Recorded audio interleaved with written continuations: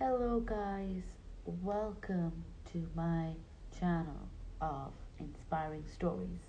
How are you all? Like always, I'm back with another guest with another story to inspire you and to help you where you're struggling at. Guys, remember each story is so important and it can change someone's life. So don't think that your story is not important because you never know whose life your story can change. Guys, I'm honored to bring on board a guest like always.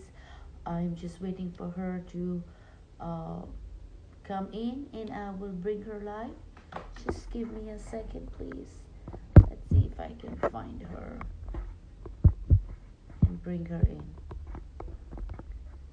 Alrighty, I'm all set to, there she is.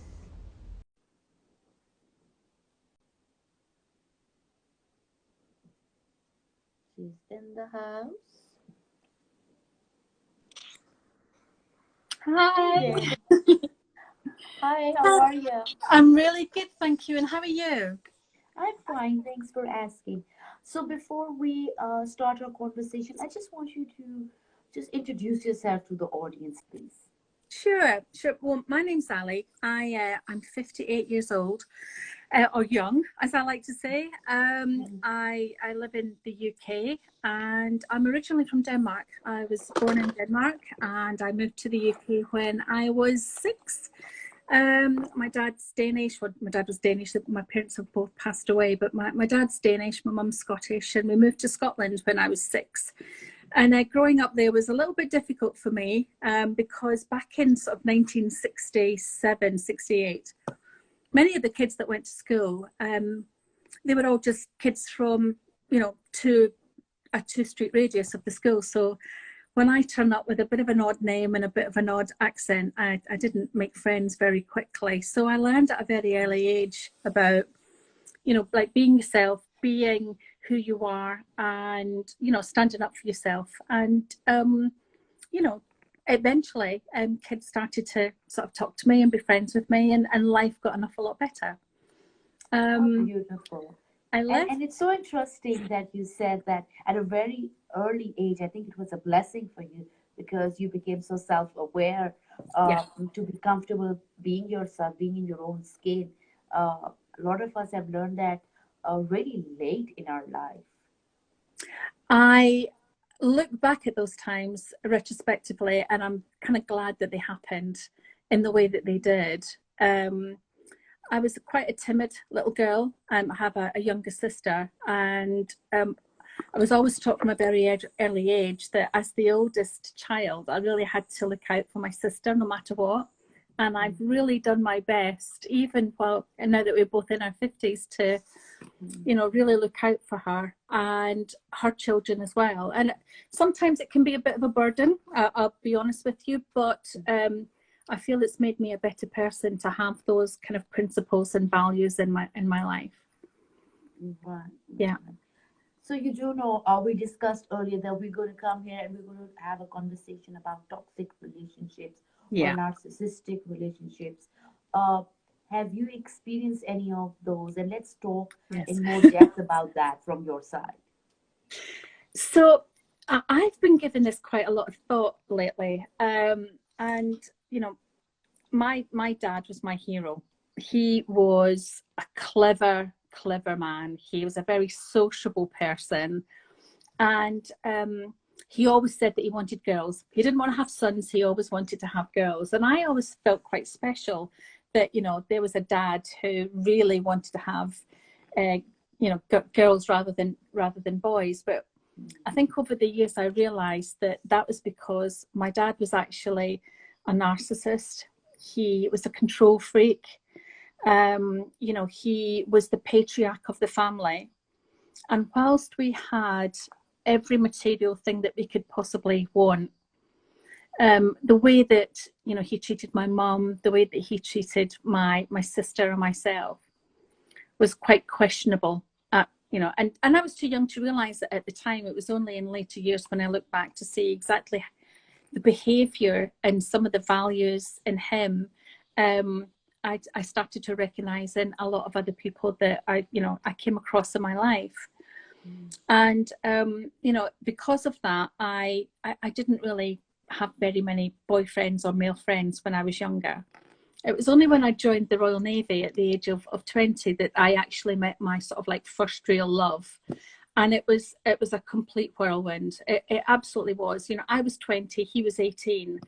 And, we just completely fell for each other from the get-go. But we were in the Navy and we were apart from each other quite a bit. And as a result of that, our relationship kind of only lasted about 3 to 5 years. And I took the time then to really get to know myself a little bit better. Who am I as a person?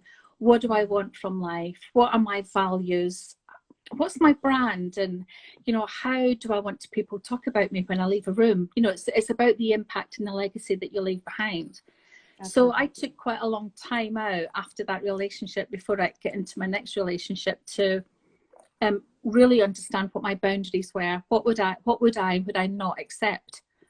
So when I met my ex-husband, as he is now, when I met him about 3 years later, I felt that I had quite a good sort of profile about who I was.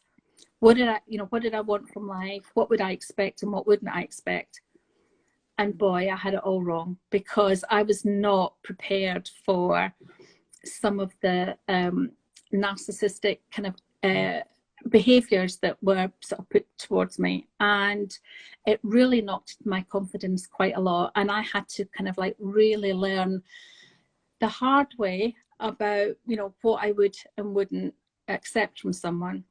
And for a long time, I think it's something that women do, is that we want to try and change the behaviors in that person because we love them so much. And they can be kind, they can be generous, and we make excuses for some of the behavior. And that's what sort of ties us to these people for a long time. We think, oh, it's okay, it will change, they'll get better, they'll realize that this isn't the right way to be. And we do whatever we can to try and change them. Normally, in terms of that, we compromise our own beliefs, our own wants, our own needs, and we put up with more than we absolutely should. So I went through a number of sort of transformation periods in terms of trying to get this person to change, trying to get them to see my point of view. And in actual fact, it just wasn't happening. And then you start to take it on yourself. You start to think, but it's me. I'm a bad person. I'm being treated like this because it's me. I'm the one that's got all the, the bad qualities. And you start to then withdraw into yourself and your authenticity and your values and everything else. You start to bring them into question. It was only when I really started to think about his past, and I started to think, is it something that's happened in his past that's made him behave this way? So I'll give you some examples of the way that I was treated. I always said that I was a bit like a bird of paradise that was locked in a gilded cage, and he had the key. And it was only when he opened the cage was I allowed to be set free. But I wasn't really allowed to sort of like roam the skies and be free. I was still kept within the room that the gilded cage was kept in. So I was still on chains, I was still on a leash. So, if I walked away with work, I still had to phone 8 o'clock every morning, 8 o'clock every evening. If for any reason I was a minute late, then there was an almighty row. I couldn't really go out with any friends. I could never go away with any friends. My dad had a massive stroke when he was, he's in his early 40s, and, he was close to dying. And, I really had to make all sorts of, not excuses, but I really had to justify why I needed to leave and go and be with him and my family, to the point that I actually had to get someone from the hospital on the other end of the phone to explain actually how bad my father actually was, to allow me to go.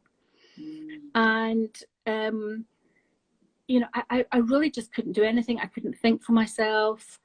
And I started to realize that that's how my dad treated my mum. She wasn't allowed to think for herself. She couldn't do anything. She had no decision-making power about, you know, what happened. Everything had to be on my dad's terms. And it was like that with my ex-husband. Everything had to be done on his terms. And I started to realize that I was in a very toxic relationship. And in order for me to fulfill my life, I really had to think about, did I want to stay in this, you know, this very materialistic, very comfortable world, or did I actually want to go through some pain and some torture to, you know, become that butterfly that could then eventually sort of fly free? So it was only then that I started to take the necessary steps to actually leave that particular person, and to try and do it in a way that was right for me, but also right for him. Right, right. Now I wanted to ask you something on here. You mentioned your dad being a narcissist, but to my understanding, I thought that the dynamics in your home were, though he was a narcissist, but it was portrayed in a way that you didn't really feel that the environment was toxic. If I'm not getting it right, right? Or were you just grew up in that environment that it looked normal to you? It looked normal to me. Okay. I think because we had holidays, we had a beautiful home, we had cars, everything that my sister and I wanted, or my mum wanted, we were given. But they were only materialistic things. And in actual fact, over time, what you want is, you want someone's attention, someone's love, respect, those sorts of things that actually don't cost a penny, are the things that you probably end up valuing the most. And it was as I got older, I started to really, really see Put this. two and two together. Yeah, is absolutely. But I think when I was younger, I didn't really understand that my dad's behaviour was actually wrong. I just accepted it, that it was the way that it was. And also, I didn't have very many friends when I was younger either. So I didn't go to other children's homes to actually see how their parents interacted with each other, but also with their children as well. So it just kind of felt normal for me.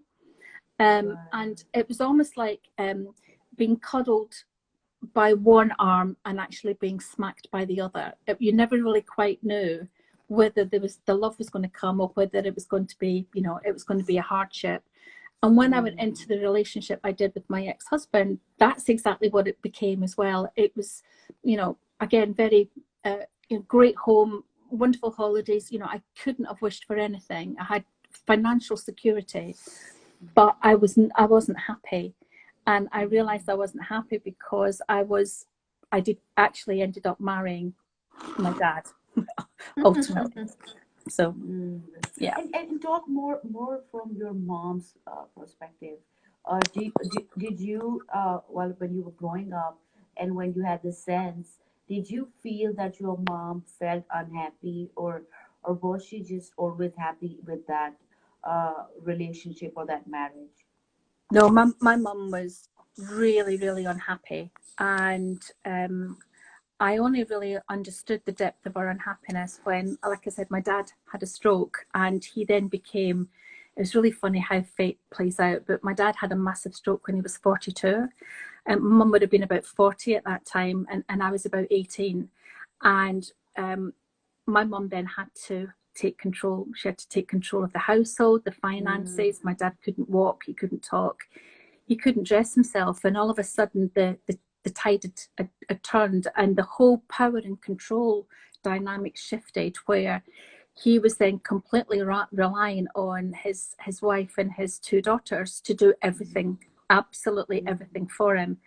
And I think for him, that crucified him more than anything, because that that control and that power had shifted, and he then became completely reliant on us. And I think that was when I realized how long my mum had actually resented my dad, and that the hate and the fear and the anger all come out at that point, when she then realized that she was kind of tied to this cripple, and this sick man for the rest of her days. And it was only then did she start to really explain to me some of the things that perhaps she had shielded me and my sister from. that I could then look back and really put two and two together and understand that this kind of behavior actually has a title. Whereas I'd always thought that it was just what to expect from that a patriarch in the family. Wow, wow. And how's your mother now? Well, my mum sadly passed away. She passed away in I'm so 2012. sorry. But my dad passed away in 95, and the first thing that I did was bring my mum into my home and look after her, because she really needed that. And I took her on holidays. I got her to do things that there's no way in a million years that she would ever have been able to experience, like swimming with dolphins and going to Florida and things like that. That was just not in her destiny to have. So I take a lot of pride in knowing that the last few years of her life, she at least had a sense of freedom. She could do what she wanted to do with her friends and with her family as well. She's got extended family that live overseas, so we made sure she got to go to Canada to spend some time with her sisters and everything else. And she sort of, like, for the last 12 years of her life, really packed in everything that she should have been doing all the years that she was with my dad, but just never got the chance to. So she had a good sort of final 12 years, and I'm very, very proud to have been able to give her that kind of happiness. But she did have a really, really difficult life, and she had a very difficult life with her father as well. So she'd come from a sort of similar environment. So in the same way that my mum kind of married her dad, I did exactly the same thing by marrying someone who was very much like my dad as well. And I think it was only the generational curse. Yeah, and I kind of say, if you see something in your dad as you're growing up, and there's some behaviours that you think are not right, don't go into a similar relationship seeing the same sort of behaviours, because if I don't have children, but if I had children, I would definitely want to give them something that was pure and kind and loving, and actually stop that perpetual kind of generation type of behavior, to make sure that it doesn't happen to them either. Right. And it's really amazing that I want to highlight a few things. And then somebody said that in the comments that it's really hard. Yes, it's absolutely one of the hardest things to do, because one, you become comfortable in the known and you are scared to step in the unknown. And then it's the fear, you're living such a fearful life, not knowing what's gonna happen next. So it's one of the hardest decisions to take. And It is, especially if you've got especially if you've got all if you're in that contentment phase where you've got financial security and you've got you've got a nice home and you've got children and everything else. It's so easy to be in that sort of bubble and think, okay, well, I'm going to do what I can to try and make the best of a bad thing. So when when you actually do decide to move out of that, I call it the contentment phase, because I absolutely can relate to that, because I was there myself with my husband, and and it struck me when I left him, and everybody said, oh, he was going through a dip in his finance, like in his career, and we were struggling financially. So everybody thought that I'd walked away because of he not being able to give me the life we were having. And I really had to take a step back and really ask myself, really, am I that person? Because I'm never that kind of person who goes after money, and I never went after him for his money. But but it was an eye opener to see that, okay, now that we are struggling financially, this relationship doesn't have anything. The only thing that was holding the marriage was that sense of contentment, that okay, at least I have something, and that was quite big for me, knowing that my parents were not stable, knowing that I had a little baby, and didn't have a career. So I think that for me, you put it spot on, that yes, it was that that feeling that you at least you're content in that way, which is a big thing nowadays. So to really step back and understand what was going on was really an eye opener for me. And I like the way you stated that when you look in your father and you don't like something, you need to really internalize that. I think what happens is because we're so blinded uh, with our love for our parents that we don't want to see. Oh no, no, that can't be my mom, and that can't be my dad. I think we need to step out of that and see them as an individual and say, yes, this is wrong, and this is not something I want to take with me when I move on. I And think if we I can do agree. that, Yeah. if we can do that, then we can be more open to healthy relationships because we tend to accept that. We subconsciously just think that this is the way of life. This is how relationships are. You got to compromise. You got to do that. So I think you stated it really beautifully, where you need to really see that okay, these are the problems. Whether it's your mom, whether it's your dad, and you don't have to love them less, but to really understand that this is wrong. Do you know what? There's one piece of advice that my dad gave me that has stayed with me my whole life. And he always said to me, if there's any negative people in your life that don't make you feel valued, get rid of them, which is a great piece of advice. But it's made me also realize that my dad didn't actually think that he was doing anything wrong. Mm-hmm. He just thought that that was the way that he had to be. And Mm-hmm. unfortunately, I didn't know my father's father or my mother's father to actually get a sense of what they were like. But it makes me think that that was kind of how he saw his dad treat his mum and his sister, because he clearly didn't think that there was anything wrong with the way that he behaved, because he felt that he looked after us all because he gave us such a good life. But yet to pass that piece of advice on to me that stayed with me all this time has really made me realize that he probably didn't think that he was actually doing anything wrong. And I think with narcissists, they don't They recognize don't. the behavior in themselves. And when you try and tell them that the way that they're behaving is unacceptable and it's wrong, then they don't recognize it in themselves, and they would definitely not want to have a label against it. So Absolutely. for me, it's about trying to make sure that that perpetual kind of behavior through generations gets snuffed out, because children look to their parents for the Absolutely.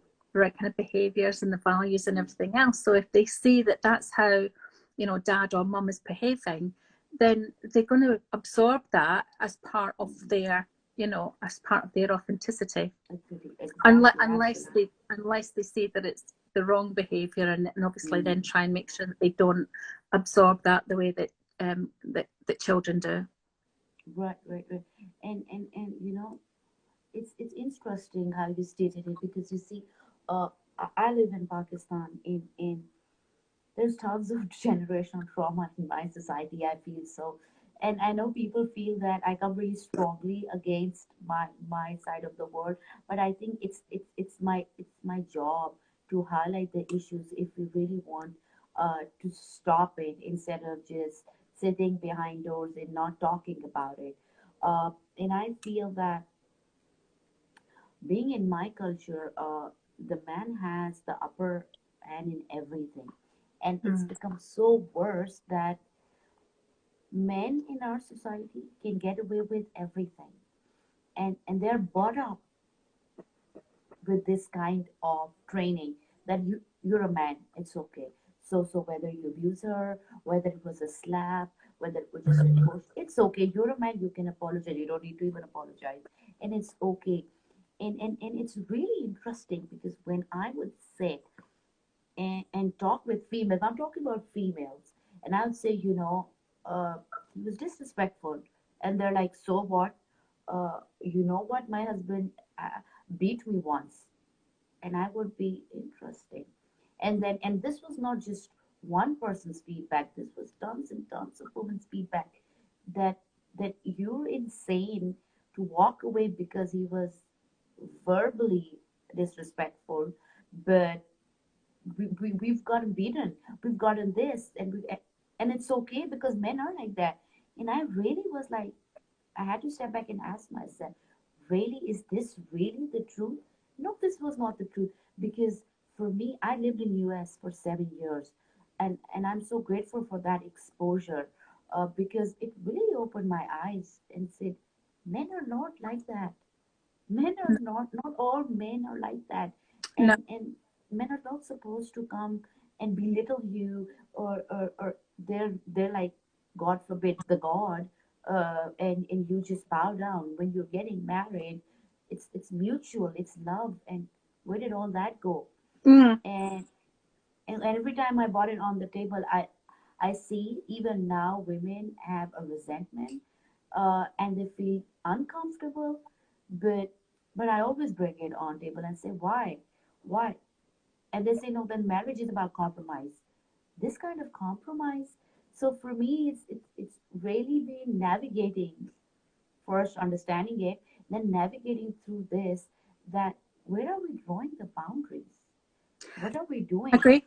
Yeah, no, absolutely. And I think it's the same for men and women. I know a lot Mm, of men as well who have come from relationships as well where they've been belittled, or they've had violent, yeah. uh, Mm, abuse, physical abuse against them, and mm, it's not acceptable. But mm, I decided to get away from my ex-husband because I could have stayed there and I could have lived a really miserable life the way that my mum did. I chose not to do that. I was getting mm, to heading towards 50, and I thought, I cannot get to 50 and still be here. And there's so much more I want to do, and I'm not being able to do it. So it's about actually feeling empowered and having the yeah. guts to actually get up, do something about it, and kind of almost reinvent yourself as well. Have Mm, the skills and the tool sets and the support mechanism that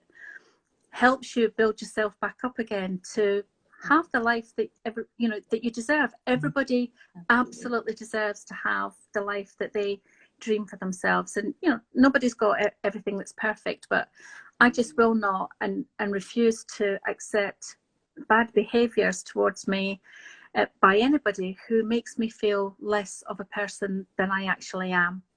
mm, And I'm really lucky that I'm with someone now who respects me and treats me the way that I expect, because it's based on some of the values that I have that cost nothing to give and receive. mm, So yeah. I would say to anybody that feels that you're in a situation where you're made to feel worthless or less than the person you absolutely are, have a really good hard look in the mirror and ask yourself whether this is how you want to live your life, this is how you want to your children potentially to live their lives, and take the step to walk away and actually remove those people from your world, because they will only ever want to keep bashing you and keep bringing you Yeah. down. And you Yeah. know that's what I've done, and it's worked out pretty good for me. And Yeah. I went on the Tony Robbins thing with you, and I'm doing the Yes, APW in March, which was absolutely amazing. it And I would was. say to anyone, there's so much free content out there at the moment that just There take is. some time to invest in yourself, and Mm-hmm. you know think about what you actually want from your existence here, because you only get a small time on this earth. And you know just enjoy Yeah, what's left, and make the best of what you've got. And it's a absolutely. hard Yeah. step to take, but I don't know anyone who hasn't turned back and looked back retrospectively and thought, yeah, I did the right thing. Yeah, it was Yeah. hard, Yes, but it was. the rewards that you have are so much more than you thought that you might have. Yes, definitely. For those of you listening out there, just wanted to add on to that. She shared her story. I know most of you know my story as well. And I just want to repeat that again, that I never thought I had the courage to take that step from me, coming from a home where divorce was frowned upon and nobody was divorced. For me to think on those lines was like killing myself. No, no, no, we don't think like that. And for me, like she said, it was that moment when I realized that where is this relationship going in 5 years, in 10 years, or 15 years? I'm just going to be by myself and I'm just going to get more miserable. My anxiety was going to get more out of control. Kids were going to grow up and have their own life eventually. Uh, where was I going to be? And that thought left me so scared that I couldn't deal with that, and that's where I had to step out of that. And like she said, I've never looked back. I think it was the best decision of my life. Today I serve and help women overcome these obstacles because I think life has so much to offer and you have so much potential in you. You're just so worth it. So never be in a place where you just feel that you're just unhappy. I think that would be a good enough reason for you to walk away. Um, Coming back to you again, tell me, how was your healing journey? How did you, what did you experience during that time? Um, it was very cathartic, actually. It's almost like, I don't think very many people realize how cleansing it is to shake off um, a shroud of fear or mistrust or lack of confidence or self-awareness, to shake all that off and actually almost reinvent yourself. It's very cleansing, it's very powerful. And I think starting off with having some self-awareness is really important. And what I mean by self-awareness is about who are you? What are your values? What is it? How do you want to be seen by people? What actually feels true to yourself? Don't try and take on particular aspects that just don't feel true or real to you. Just really concentrate on what is important to you, and things that will just come naturally, that you don't have to work too hard at. So once I'd sort of realized the sort of person that I was, it was, okay, how can I actually then start building on that? How do I get some life experiences and some coaching and people that are really going to support you and actually start asking you some of the difficult questions, not the easy questions, the really difficult questions that are very thought-provoking. So you've really got to invest in yourself first and foremost before you can actually be worth a jot to anybody else. And so, it took quite a long time. It took quite a few years, but I would say don't rush it. Don't expect that, if you just walk away from someone that, the right person or the right job or financial security is just going to happen. It's around the corner there for you. It's not. You've got to work for it. But if you know what it is that you want and you've got the desire and the motivation to go for it, it will come to you. I absolutely guarantee that.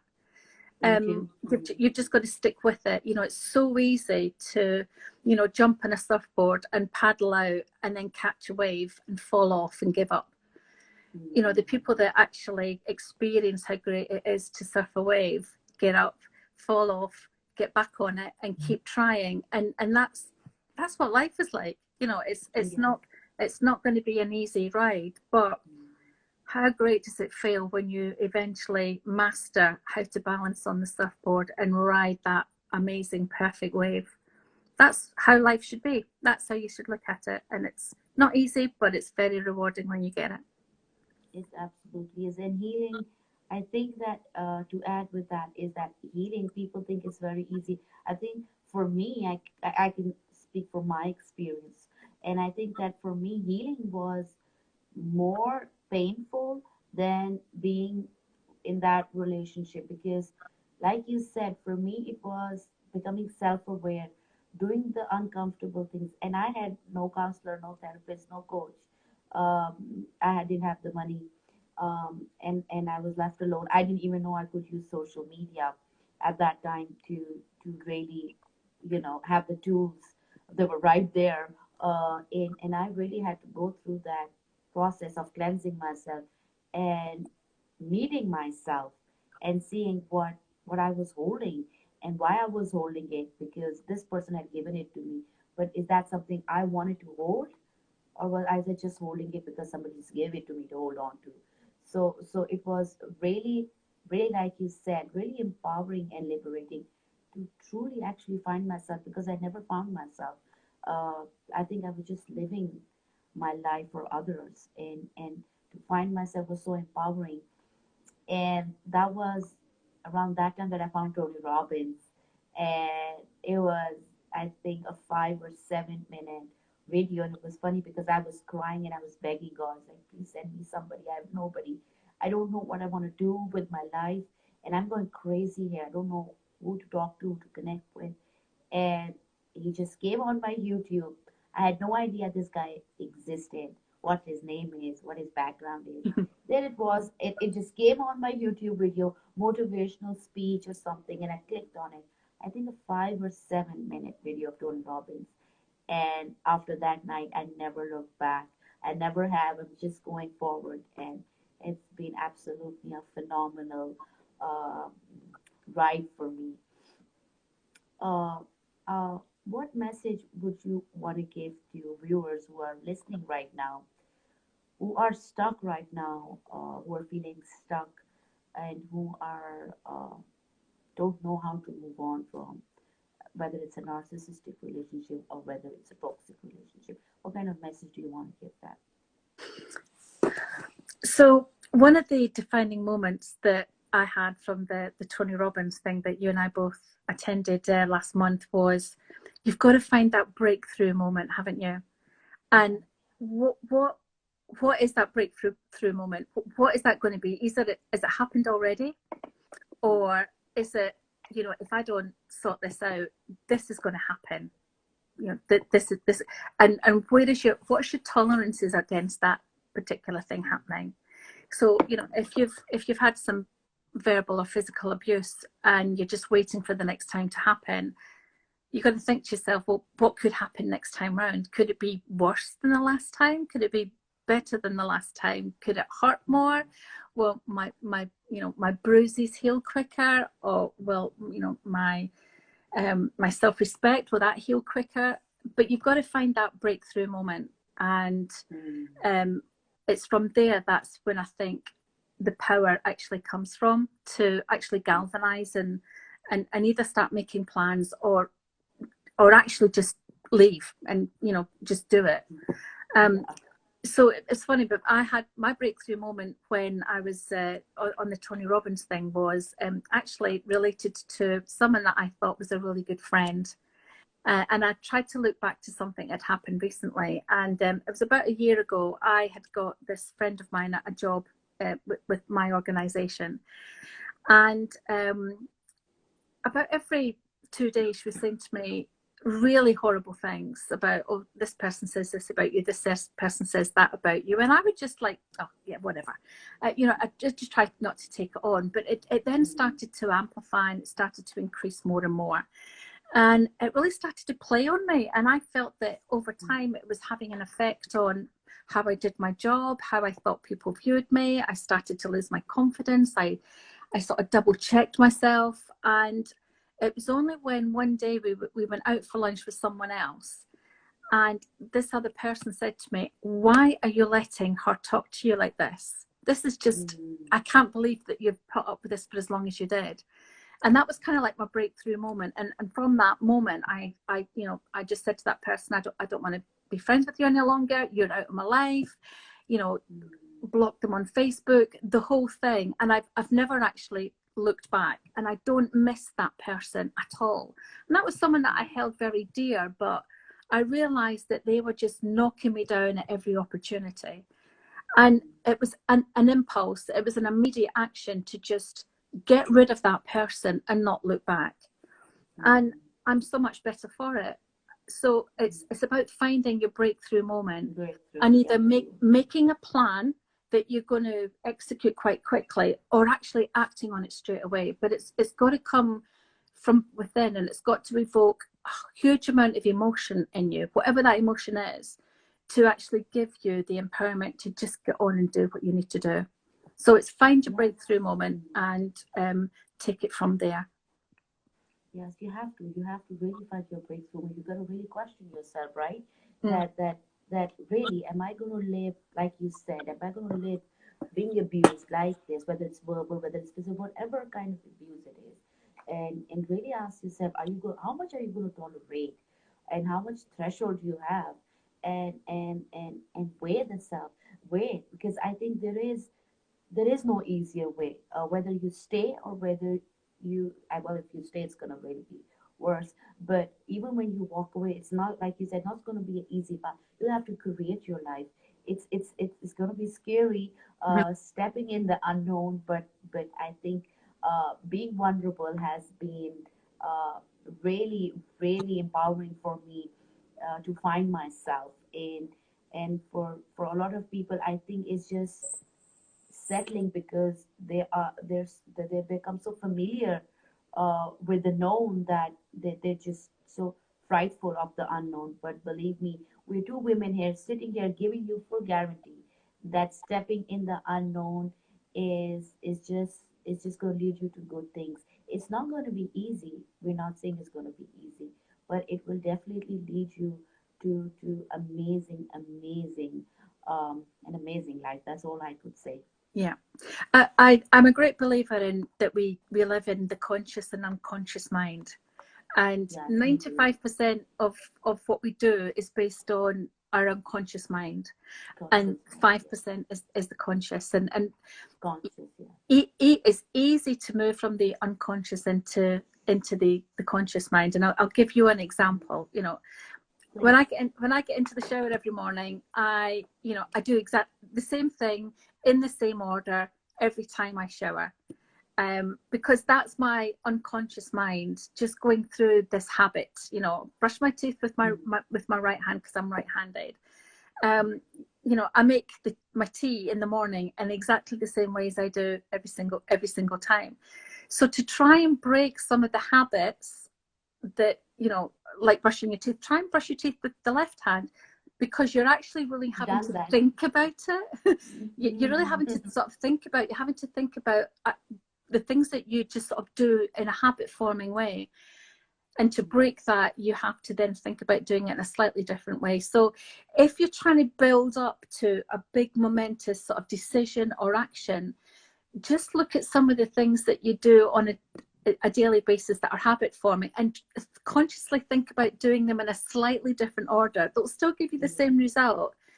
You're having to really think about it a little bit more. And I find that quite empowering as well, to just shift the mindset a little bit, and you experience things in a slightly different way. So, I find brushing my teeth with my left hand takes me twice That's as so long as I do with my funny. right hand. So, That's so funny when you said that, because I did exactly as I read that somewhere, and I did the exact same thing. I brushed my teeth with my left hand, and I was like, okay, this is difficult, but it does the job. And yeah. then, and now I try to do something different every day with my routine. And I just came across this book called The Miracle Morning, and where I was getting up at 9 and 10. I'm suddenly getting up at 6:30, and it's amazing. And I'm setting that routine where I'm doing the meditation and I'm doing something new every day.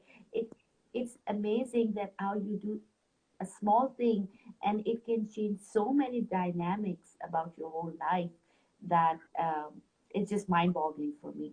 So Yeah. yes, it's really funny. I can't get over it. The brushing thing, I did exactly the same thing.